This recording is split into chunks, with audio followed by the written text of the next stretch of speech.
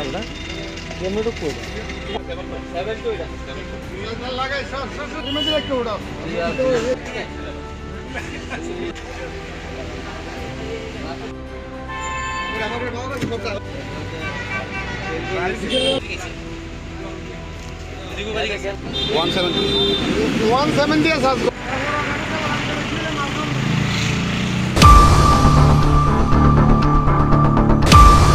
কিতা ঘটনাটা মনে হইতেছে